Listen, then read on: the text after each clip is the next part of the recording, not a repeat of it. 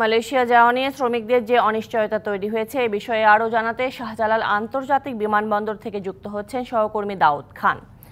দাউদ, এর আগে আপনার মাধ্যমেই জানিয়েছিলাম প্রায় ১,৫০০-এর মতো শ্রমিক গেছেন আজ একটি বিশেষ ফ্লাইটে। তো বাকিদের ব্যাপারে কি সিদ্ধান্ত আসলো, এর দায়ী বা কার উপর বর্তায়? সুরভি, আসলে বাকিদের বিষয়টি একেবারে অনিশ্চিত, কারণ আজ রাত ১২টার মধ্যে যদি কুয়ালালামপুর এখান থেকে না যাওয়া হয় তাহলে যে সকল শ্রমিকরা এখানে রয়েছেন তাদের কিন্তু ফিরতি ফ্লাইটে, অর্থাৎ ১২টার পরে যদি কেউ যে সেখানে পৌঁছায় তাহলে তাদেরকে ফিরতি ফ্লাইটে কিন্তু আবার বাংলাদেশে পাঠিয়ে দেওয়া হবে, এমনটি নিয়ম রয়েছে। অর্থাৎ মালয়েশিয়ার যে শ্রমনীতি সেটি অনুসারে আজকে রাত অর্থাৎ শুক্রবার রাতের মধ্যে অর্থাৎ রাত ১২টার মধ্যেই মালয়েশিয়াতে পৌঁছাতে হবে।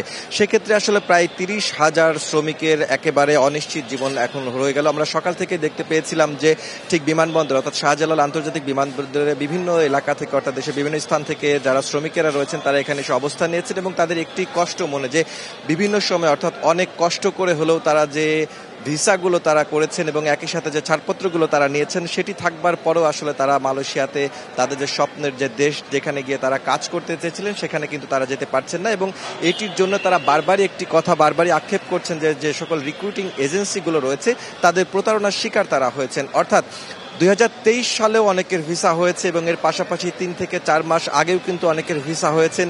সে সকল শ্রমিকেরাও তারা বলছেন যে বারবার তারা এজেন্সির কাছে গিয়েছেন এবং এজেন্সির কাছে তারা টিকিট চেয়েছেন এবং সেখান থেকে তাদেরকে বারবারই কিন্তু ফিরিয়ে দেওয়া হয়েছে এবং বলা হয়েছে সঠিক সময়ের মধ্যেই তাদের যে টিকিটগুলো রয়েছে সেগুলো দিয়ে দেওয়া হবে। কিন্তু এরকম আসলে সময় ক্ষেপণ করতে করতে আসলে আজকের এই অবস্থানে এই অচল অবস্থাতে এসে পড়েছেন এবং তারা বলছেন যে এখন এজেন্সিগুলো তাদের কল ধরছে না এবং বিভিন্ন এজেন্সিতে গেলেও তাদেরকে পায়নি। এই সুযোগটি নিয়ে আরেকটি বিষয় এখানে যেটি তৈরি হয়েছে যে এজেন্সিগুলোতে এক ধরনের টিকিট সিন্ডিকেট তৈরি হয়েছে যেখানে আসলে ৩০,০০০ টাকার টিকিট তারা ১ থেকে ১.৫ লক্ষ টাকা পর্যন্ত দাবি করেছেন এবং অনেকেই তাদেরকে এই টাকা দিয়ে টিকিট নিয়েছেন। পরবর্তীতে তারা যখন শাহজালাল আন্তর্জাতিক বিমানবন্দরে এসেছেন তখন দেখা গেছে সেই টিকিটগুলো আসলে ভুয়া ছিল। সুতরাং তাদের আসলে কষ্ট অনেকটাই বেড়ে গিয়েছে এই এজেন্সির প্রতারণার শিকার হয়। তো সব মিলিয়ে বলা যায় এখন পর্যন্ত আমাদের কাছে যে তথ্য রয়েছে অর্থাৎ গত ২ দিন ধরেই আসলে প্রায় ১৪টি ফ্লাইট গেছে যেখানে প্রায় ৪,০০০-এর মতো শ্রমিককে পাঠানো সম্ভব হয়েছে। তবে প্রায় ২৯ থেকে ৩০,০০০-এর মতো শ্রমিক যাদের ভিসা রয়েছে এবং একই সাথে কাজের ছাড়পত্র রয়েছেন